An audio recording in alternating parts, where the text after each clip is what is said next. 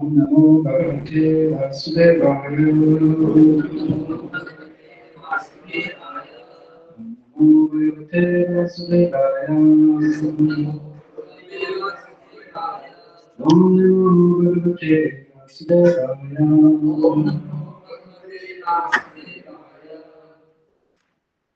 Reading from Srimad Bhagavad Gita, Chapter 6, entitled Jnana Yoga, text 39.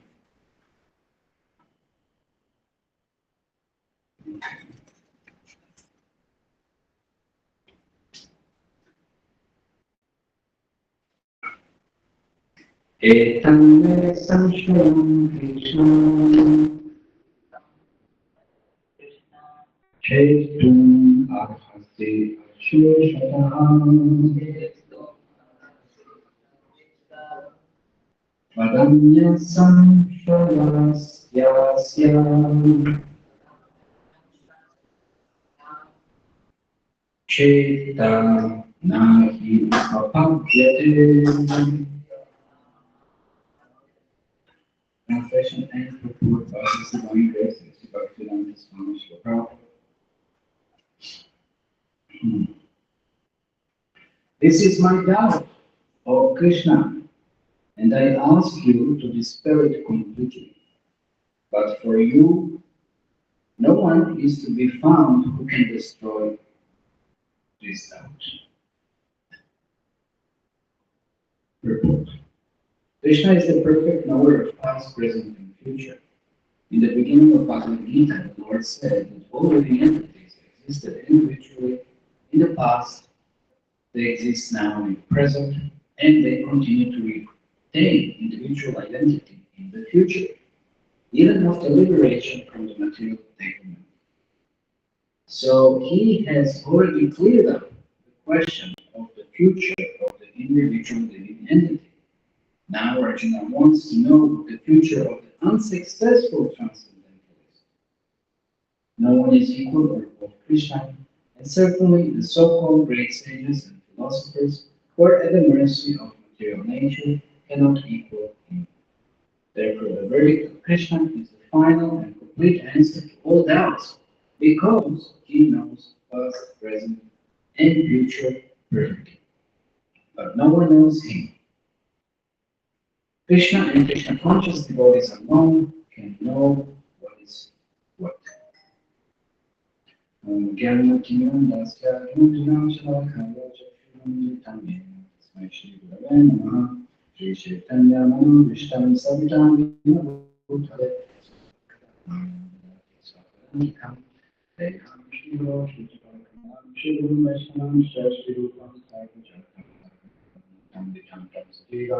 Sarvetam Sarvatam Parijatam Shri Krishna Chaitanya Devam Shri Radha Krishna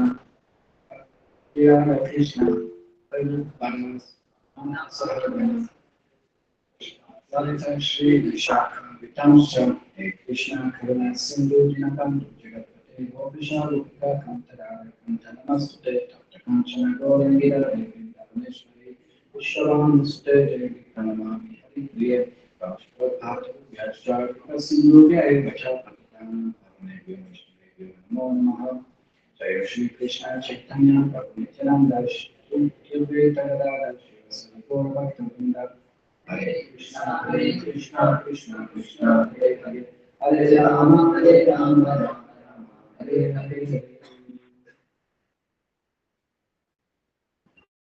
This is my doubt, O Krishna. Ask you to dispel it completely.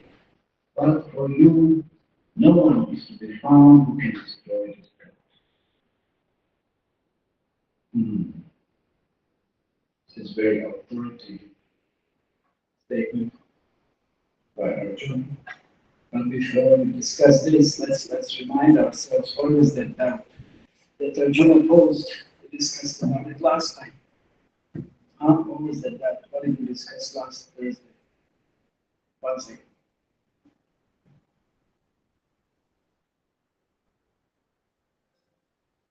You don't remember? Last Thursday.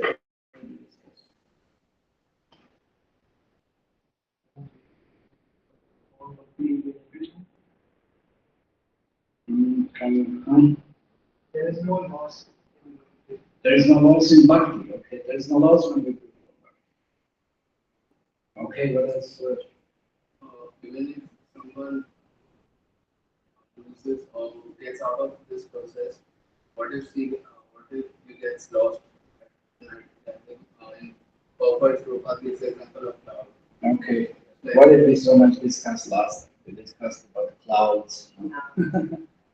That's simple, very simple analogy. If you just remember analogy, you can remember everything else. So who is like a cloud? Who are compared to a cloud?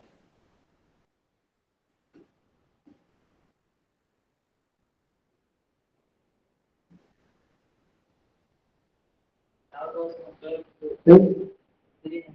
Living entities. What kind of living entities?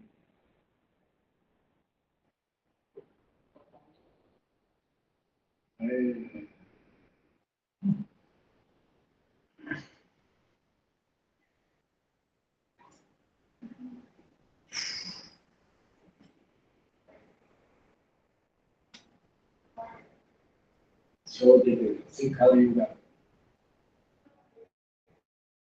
memories. We are so advanced. How we are so advanced, we can't remember everything.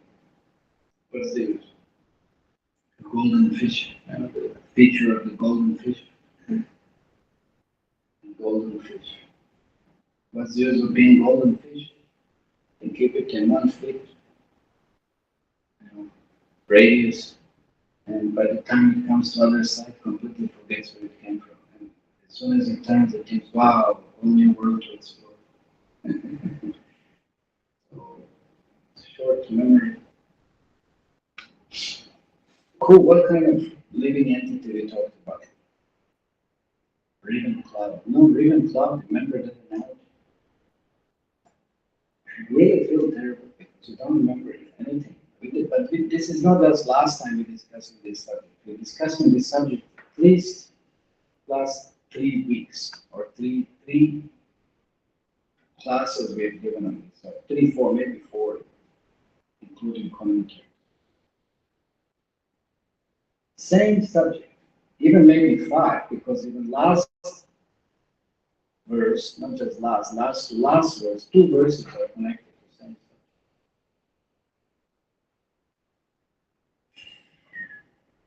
Somebody, Arjuna is asking, somebody who's practicing spiritual life, if it doesn't complete, then what happens to him? No? So that means somebody who's trying to take to spiritual life, but is apparently unsuccessful. So then what is his position? So that's what we were discussing. I'm not going to repeat this again. So now, Arjuna is asking, he's having that doubt. It's a very serious doubt. We pointed so many things in regards to it. And everybody has that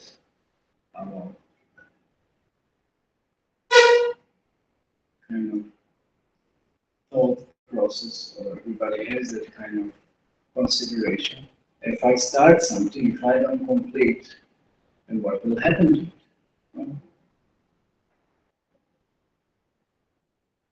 So here now in this verse, Krishna is addressed by Arjuna, and Arjuna is asking now, he wants to clarify that please dispel this doubt completely. And then what he says, what he does, he's really making, as I said, a very, very strong authoritative statement. He says, but for you, no one is to be found who can destroy this doubt. So this is very important. This is very important. Is there any use of Bhagavad Gita if Bhagavad Gita would have been spoken by an ordinary man? No. Why would Arjuna waste his time? No. And could any ordinary person inspire Arjuna to surrender? No. Because Arjuna already knew so many shastras. Artha Shastra, Dhamma Shastra, this Shastra, that Shastra, so many Shastras, and he was so confused. He just couldn't ascertain what is the right process, what is the right path, what would be the right decision to make in life. He was just so confused because everything seemed relevant, everything seemed authoritative also, but he just couldn't understand what should be the right course of decision for him to make, to do. So here already, this is sixth chapter. This is chapter that even real bhakti is not being presented yet. You know, it starts from seventh chapter.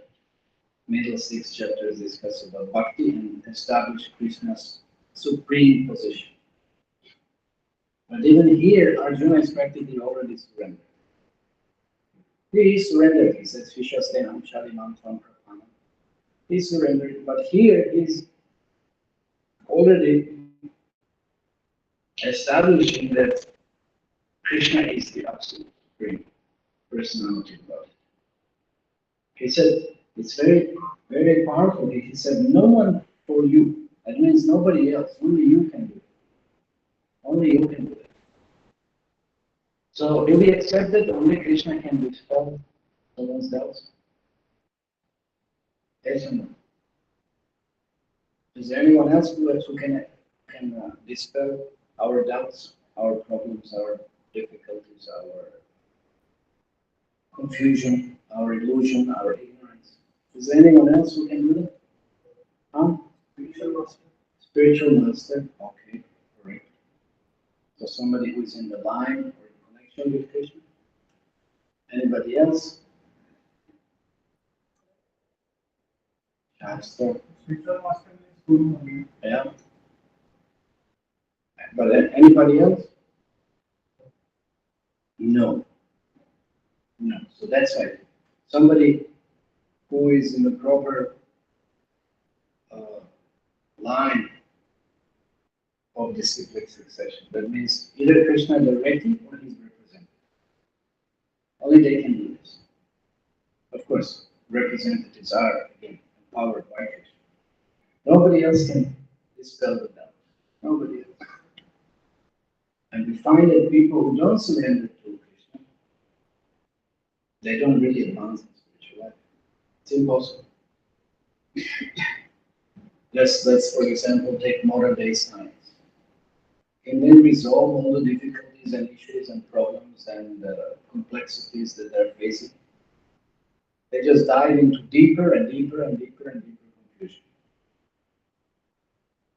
Although it seems that sometimes they come to some kind of understanding. But again, it's just becoming more and more confused. Because there's no end. There's no end to the depth of material creation. There's no end. So how can they know the final, let's say, ultimate cause? If that ultimate cause doesn't reveal itself by our so insignificant research, how can we understand? supreme absolute. It's impossible. So unless Krishna reveals himself, it's impossible. It is impossible. And we will have so many different perceptions which are tinged by the modes of material nature, which are tinged by imperfections. That's why it said that the Vedas are aparushaya. They are not given by a man because man has 4 defects that we know already, right? Everybody knows 4 defects. Every man, every person, every being, every scientist, whatever, everybody has 4 defects. But Krishna doesn't have those. And that's why Vedas are spoken by Krishna, or given by Krishna, or manifested from Krishna. And therefore their term is aparushaya, not given by man, not given by anybody. So when we face, no matter how complex circumstance there might be, any bewildering situation in life, then if we take shelter of Krishna, his representative, then there is no doubt that cannot be dispelled. So this is Arjuna's statement. So this is very strong statement. Like in the once Srila Prabhupada asked the devotees, then okay, then how do we know Krishna is the Supreme Personality? How do we know? One thing is already mentioned, but we will touch upon that a little later.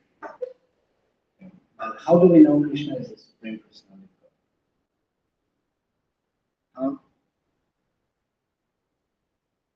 How will we know? How will we, if we don't hear, then how will we know? So, why are you touching? So what? It's audible, it's fine. So how do we know Krishna is Supreme Personality of God?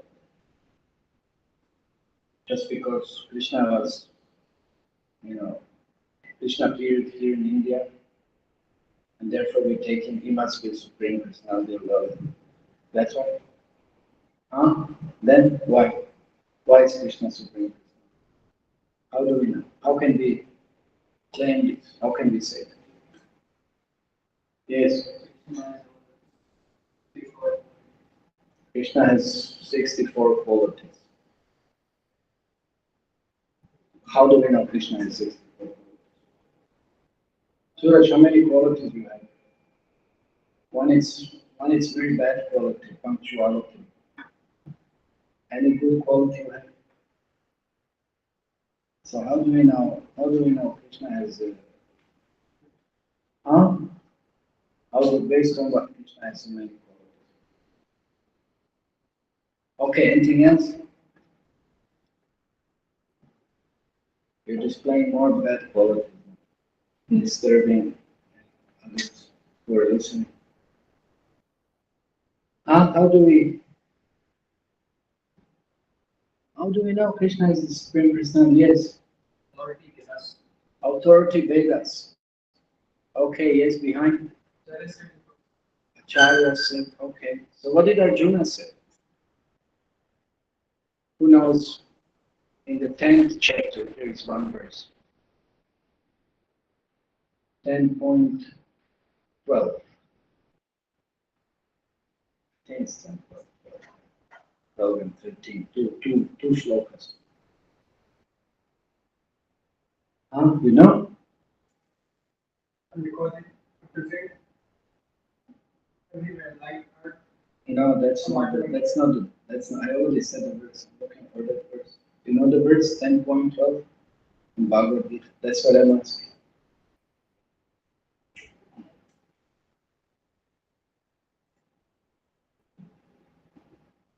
Param Brahma, Param Dhamma,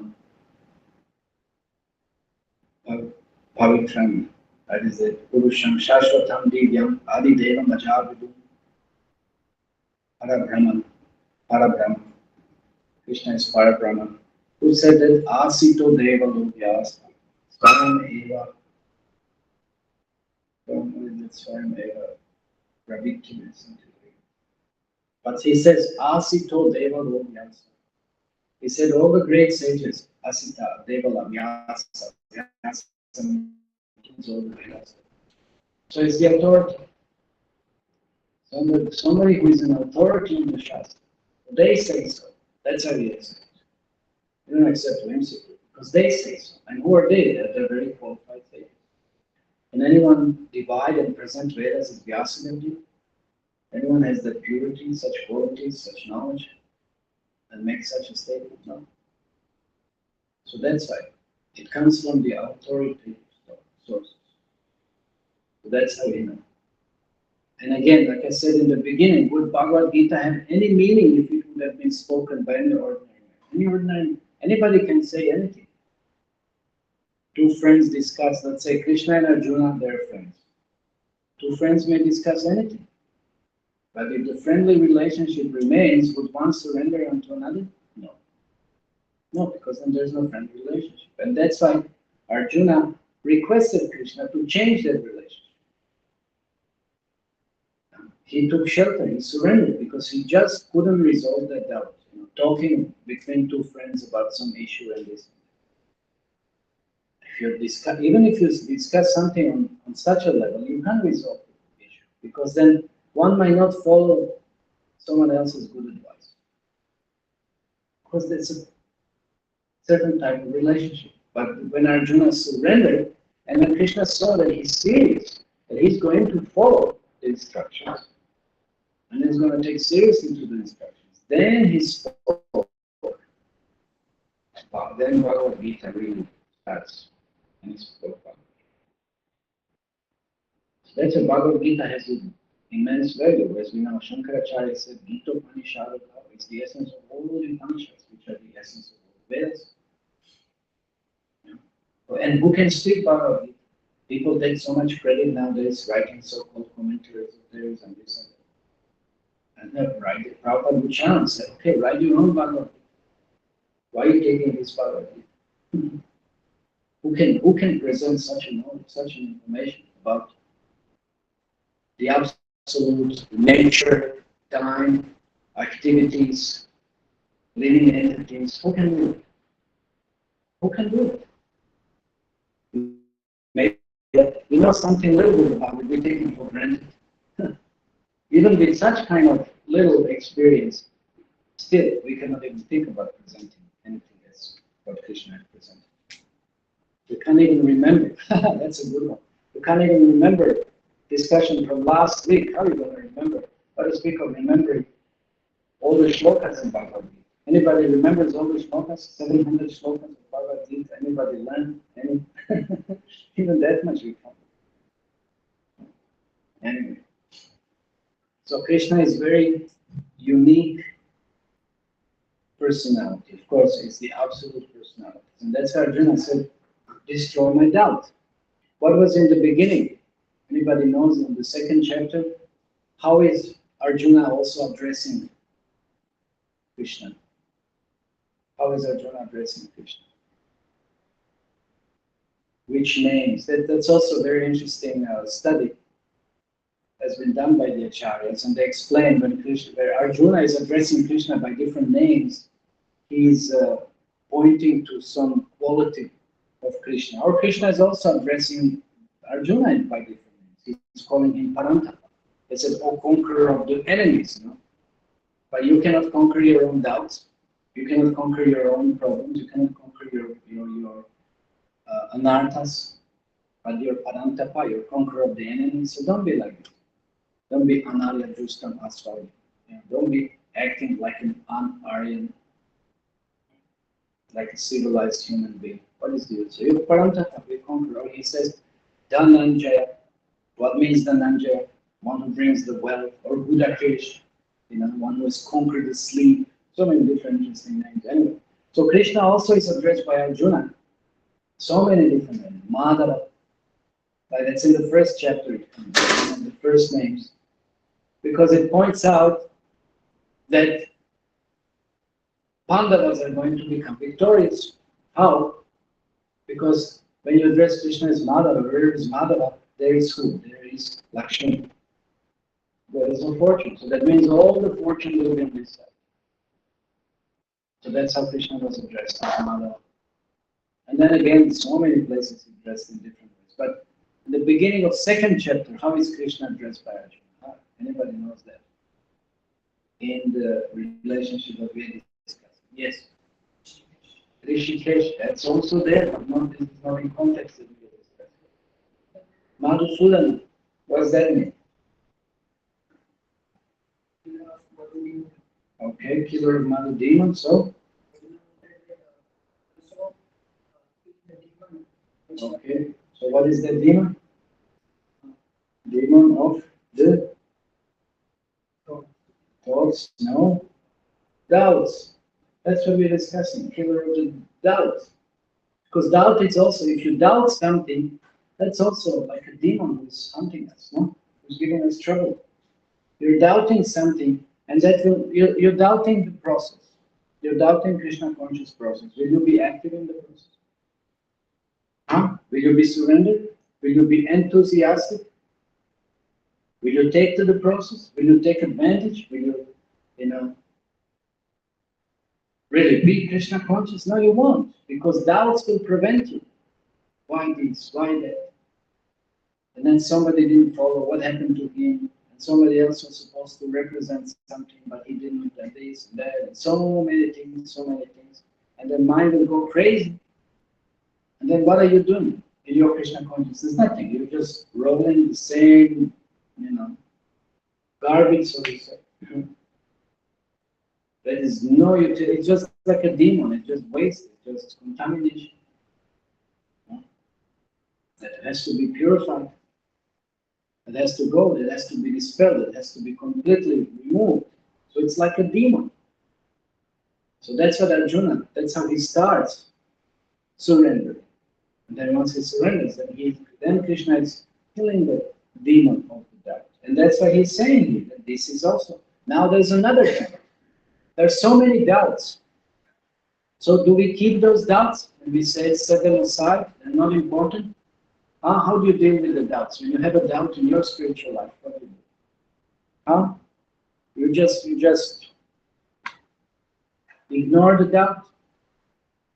What do you do?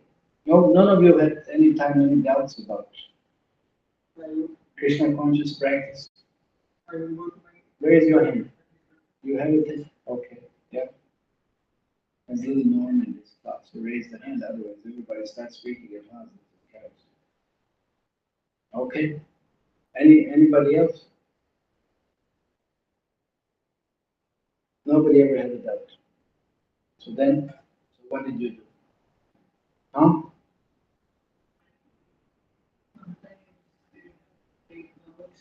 And then what do you do when you have doubts? That's my point. That's my question. Confusion, and you just remain confused. Yes. That's the point? You like that? You just like being confused. So then? We inquire. Okay. Yes? We follow practical steps. Don't say we, say I. I'm asking what you do personally. Yes. Okay. And then what? And if you don't get the appropriate answer, then what do you do? You don't get an answer that dispels the doubt. Let's say, then what happens then? What? Again you relax. And again the answer is not good. Then it becomes more dangerous. Becomes more dangerous, then you have more doubts. Why am I asking? No? Go to Krishna. Okay, go to Krishna. What do you want to say? You pray to Krishna. Give me answer. Give me answer. Okay, that's also not bad. Maybe you could approach someone else. It's not that everybody is all knowing. But of course, then that person who is answering, it should also be transparent and just maybe be very clear what his understanding is. Not try to speak beyond his realization. Just say, this is my realization. So maybe if it fits or if it's useful, fine. If it's not, then maybe he could maybe then point out, like we find in the scriptures. Okay, this is what somebody says, and then it says, okay, maybe you can inquire more from this and this other person or something like this. But essence is we have to remove the doubts. If you don't remove the doubts, they'll just keep on growing. They'll just keep on creating bigger and bigger burden and pressure and disturbance in our spiritual life. Doubt has to go. There's one very beautiful verse in the third chapter of Bhagavad Gita. And we read it. I think it's, can somebody find, I think it's third chapter 34. Let's see. That the doubts have to be slashed with the weapon of knowledge.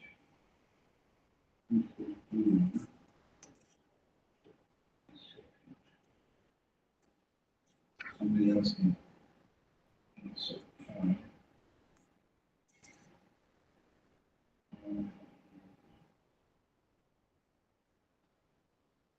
Maybe fourth chapter.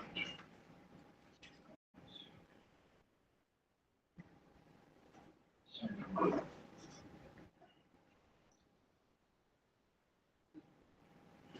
think it's fourth chapter.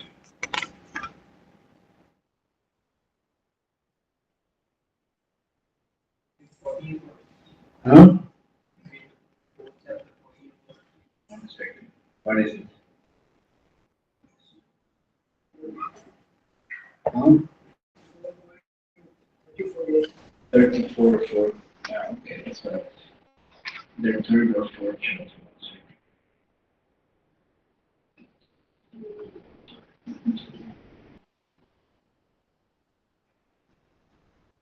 No, it's not.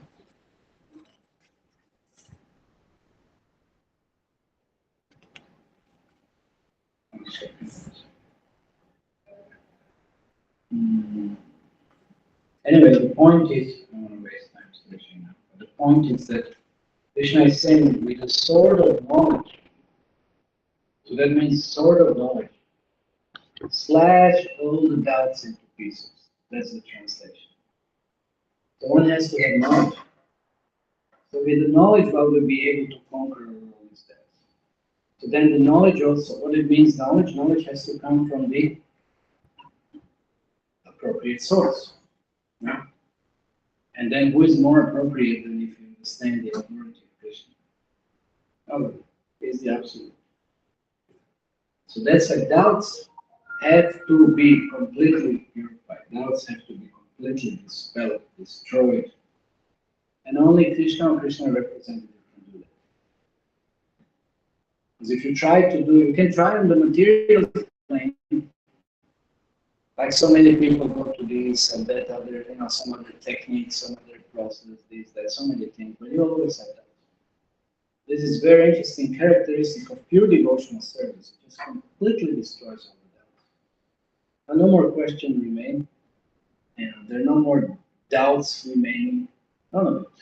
It's finished, and that's it. When it's fully convinced, and then we see one attains the level of nishtha, steadiness, it just keeps on growing, growing, growing, and one can never be sure. Otherwise, mostly people on the kanishta level, it's filled with doubts, insecurity, weak faith,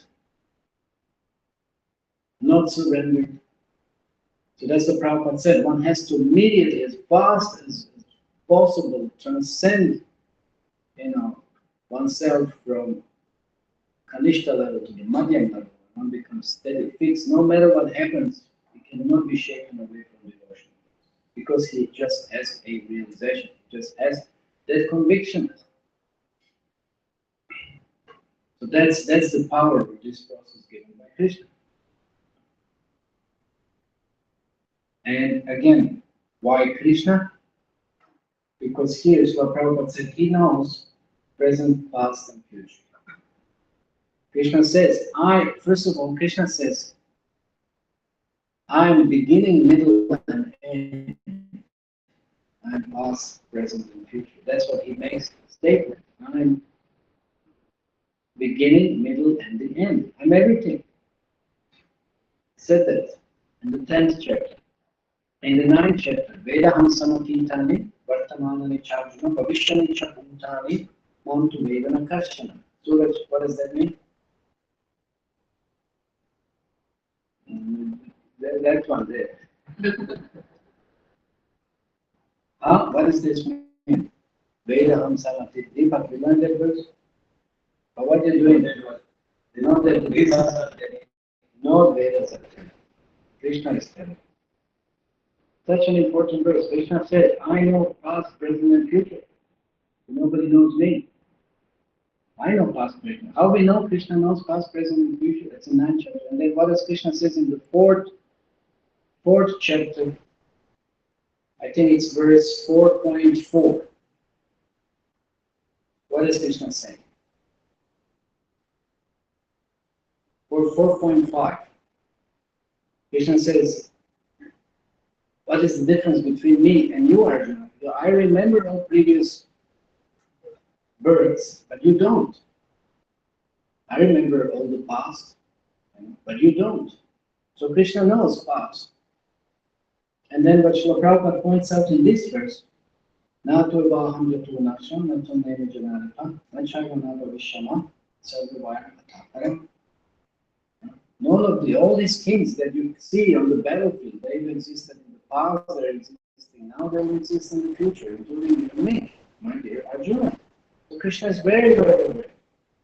There's no, time is not, Krishna is the time. Time I am this world, the universe. Time doesn't affect Krishna. Krishna is the time. So that's why Krishna, again, he is the most qualified source for anyone who wants to dispel their doubts or destroy their ignorance. Krishna knows past, present, and future. So that's what Srila Prabhupada points out. He knows what is the condition of living entity. It's very clear. He knows what is happening, what had happened, what will happen. You know. So this is why Arjuna is asking this question. He wants to know the future of unsuccessful transcendentalists. Because Krishna knows. So he said, you know everything, Krishna. You know past, present, and future. So please resolve my doubt. What happens to one who practices spiritual life, but it doesn't succeed? So that's very, very simple. No? Krishna knows. Arjuna is asking. And he's confident that Krishna knows. Because he will already by now, Arjuna had sufficient information from Krishna. He's convinced that he's really Krishna knows what he's talking about. Krishna is not speculating. So that's what Prabhupada concludes. No one is equal or above Krishna, and certainly so-called great sages and philosophers who are at the mercy of material nature cannot equal him. So who can give such a guidance as Krishna is giving? So therefore, the verdict of Krishna is the final and complete answer to all doubts, because he knows past, present, and future perfectly, but nobody knows him. So here, Prabhupada in his purport, he's just quoting the verse that I said, this from the 9th chapter. Vedam Samatita. That's it. Prabhupada is not making anything on his own, but he's just quoting that verse. Krishna knows past, present, and future, and he can give the answer exactly according to one's position and one's bewilderment to dispel that. Okay, so we'll stop here. A few minutes left. Any question? Yes. What sages? What is Jesus?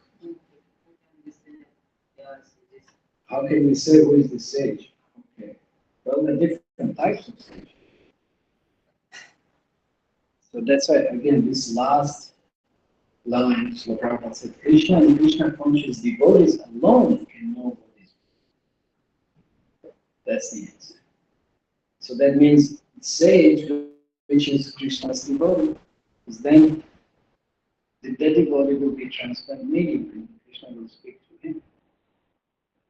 So you have to be Krishna's devotee. So that kind of devotee or sage, and he will know how to guide you. Okay? Not just some kind of, there's different types of transcendentalists. Those who worship impersonal, those who worship nature, those who worship different types of demigods, those who worship different levels of transcendental sages. Yeah. When they say Jai Shri Krishna, Jai Prabhupada, is the meaning of that word Jai? Is it related to victory? Usually. So, Usually. So victory over Maya, victory over ignorance. Yes. that the conditioned state is full of life. So it's the best thing to do. So that's how you know. That's how you know the stage you're also at, to some extent. If you still have a lot of doubts, and that's a beginning stage, unified stage. One has to start studying more, engaging oneself more, and then advancing more. Yes, service.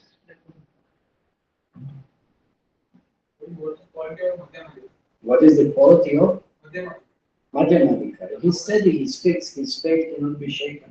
He makes distinction between those who are demons, who are friendly, and who are innocent. He doesn't criticize, others in a sense like, Kanishta will always say Guru and Krishna, and I don't follow anybody else. And Krishna is only in the temple, he doesn't see Krishna in the hearts of other living beings. Madhyam does that. Madhyam sees it. Madhyam sees Krishna everywhere. And Madhyam can preach. Madhyam is qualified to preach. Kanishta really is not so qualified. If he just, it's like a postman delivers the message, then it's okay. Yeah.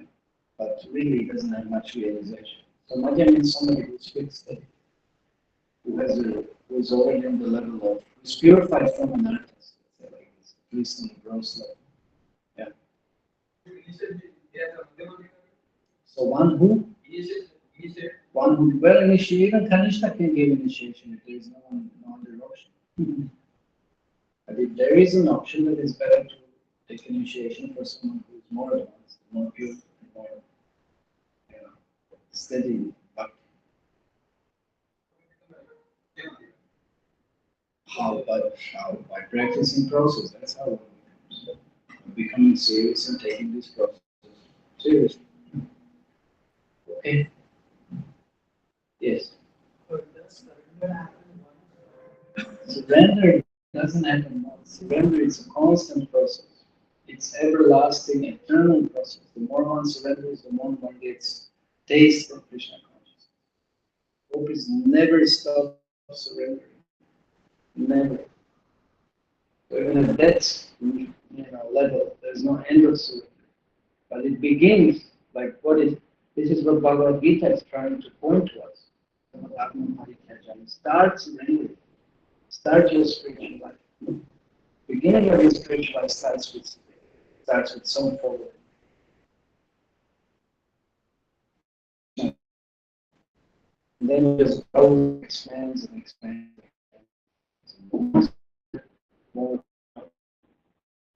More Krishna.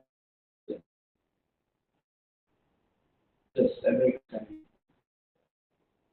Okay, so okay, love. The answer to this slope applicable to Brahma. Which shloka? This slope. I'm sorry? The slope is asking your sister. Okay. The answer is going to come in the subsequent slope. Okay, wait, let me see if I understood. Arjuna is asking Krishna to dispel his doubts. Okay, then? So the next two slopes, Lord Krishna is going to give answer. Okay, so next two shlokas, Krishna is going to give the answer. Okay. I'm asking, is it applicable to God as well? Is it applicable to Jvat Bharat in which sense? As we must be knowing, he fell in his spiritual process. Bharat Maharaj. So the next one, he took, he was. Oh, he didn't. No, he was already self-realized. As Jvat Bharat, he was already self-realized because he, even as Bharat Maharaj, when he left the body of Bharat Maharaj, there, he already knew what was his mistake. And he wouldn't repeat that mistake ever again. But he had to pay such a high price, taking 2 additional births. So he was already perfected. Example from Vedic history that this kind of family entity who paid and who in the next birth he was born in a family of Okay. That's what Krishna says, Prapya Punyam Kritam Loka Ushitva Shashwati Samam Shuchinam Shimatam Gehe Yoparashta Vijay. It's somebody who doesn't complete fully, but still doesn't loses anything. He then takes birth in a higher family or aristocratic family, devoted family. So Prabhupada said that was his position. That's what he would say. And practically everyone we can see, anybody who gets the opportunity to easily practice Krishna consciousness, that means they didn't complete in last life. Of course, we don't say this for Srila Prabhupada, but that's what he said. So anybody who doesn't complete, I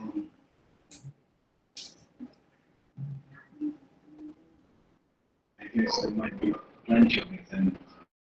Getting a little tired. Whole Bhagavatam has some kind of example, somebody who, I mean, if you really press me, I'll think for a long time. But that's what Krishna makes that statement, and therefore, anyone who doesn't complete is applicable. That verse is applicable to them. They get an opportunity to practice devotional service again. I mean, we see devotees, some devotees, they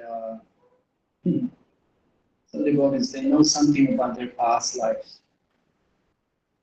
So we can see in the Shastra, but we can see also from the practical examples, contemporary examples that, they know that they've practiced spiritual life in past life and they didn't complete.